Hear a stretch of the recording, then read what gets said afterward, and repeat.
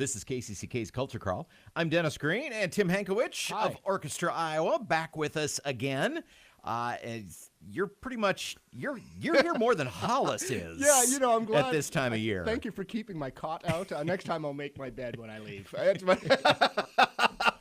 You're pretty much your final May rotation is darn close to a concert every 2 weeks.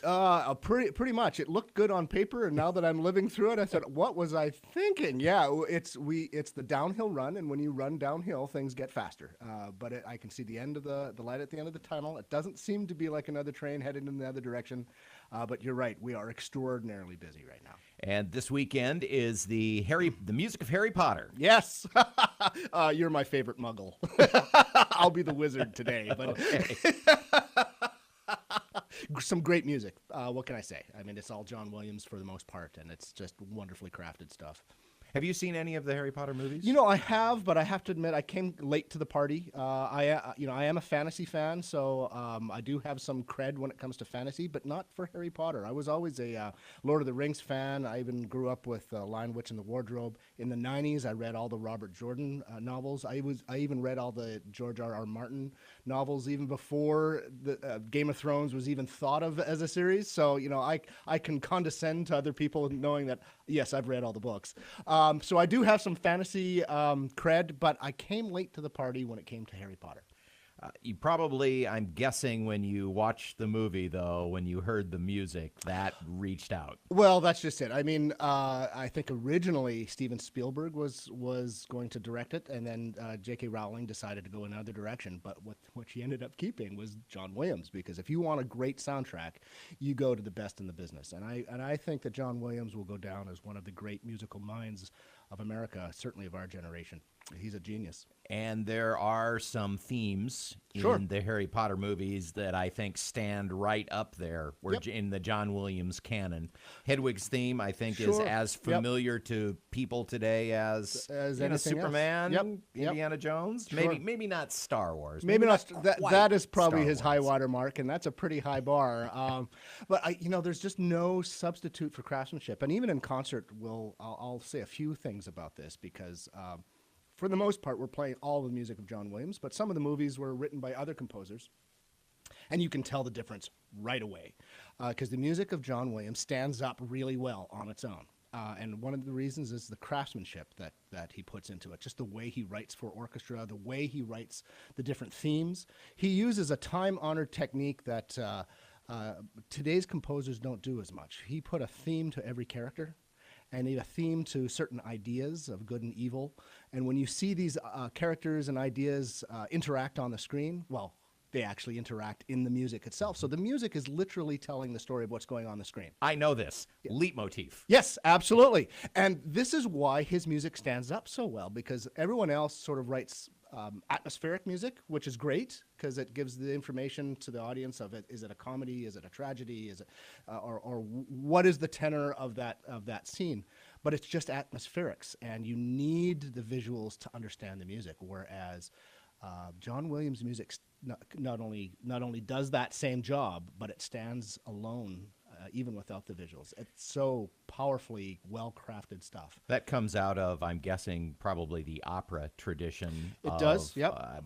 But it was not something that was done until Williams brought it back for Star Wars. Yeah, absolutely. And, that was really... And we all know exactly that. Luke's right. theme, Leia's theme, Darth Vader's theme. Yeah, and he's really stuck with it. Absolutely. He there was a couple of other film composers that influenced him. Eric Korngold, who did all the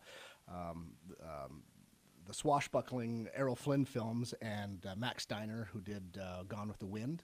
They were dabbling with the same sort of techniques, but not nearly as developed as what John Williams did. Yeah, so John Williams, he looked 100 years in the past to find his future. And he's also a stylistic chameleon. I think early on in his career, he was sort of looked down upon because he was always just stealing the ideas of other composers, like Strauss and the others. But what his voice became was he became the best musical ventriloquist of all time because he uses styles from Strauss and from other composers like Prokofiev and Stravinsky, and he paid his way, he paid the rent in his early career as a jazz musician. And sure enough, there's a scene from The Prisoner of Azkaban, the night bus, which is this crazy jazz lick. And so, if he finds a style that suits a particular scene, he'll channel the proper composer. In this case, jazz, or in other cases, for example, when he wrote film music or television music for Gunsmoke, that's where he got a start. He would channel the music of Aaron Copland because that just had that sort of country sort of vibe to it. So being a stylistic chameleon has turned into his strength and his calling card. Talking with Tim Hankowich from Orchestra Iowa about the music of Harry Potter this weekend at the Paramount Theatre. 2 shows, and it's not every day that the people get to hear the orchestra play this kind of music live. And my understanding is I have heard that the word has even spread to Hogwarts. Yeah, we got an RSVP from this guy named Magrid, I think. I don't know who that is. Yeah, well, I can't. Yeah, apparently there are a couple of well-known faculty members from Hogwarts who are going to be in attendance. I can't tell you who they are, but it rhymes with Magrid and McConnicall. Oh, okay, excellent, very good. And I also know that you're encouraged to bring your kids in costume. I think you'll see a lot of people on stage in costume, perhaps even yours truly. It'll be a lot of fun. Okay, well, this is one we've been looking forward to all year. It's going to be a lot of fun. It's Orchestra Iowa, the music of Harry Potter, Saturday night, Sunday afternoon at the Paramount Theatre. There are still tickets available at 1-800-369-TUNE or online at artsiowa.com or orchestraiowa.org. And I would be remiss to say that you've been awfully humble in avoiding your own participation in this production. In that you were very kind enough to provide some of the scripting for this. There are a few words. There are a few words in between the songs, and I may have taken my quill in hand and inscribed. And when I read them, I had few words. Well, you got to conduct the orchestra. That's okay. That's a good thing. Don't want to add to your load. Yeah, what's my motivation, Dennis? It's the music of Harry Potter with Orchestra Iowa this weekend. orchestraiowa.org for tickets and more information. Tim, thanks, and we'll see you this weekend. You bet. See you then.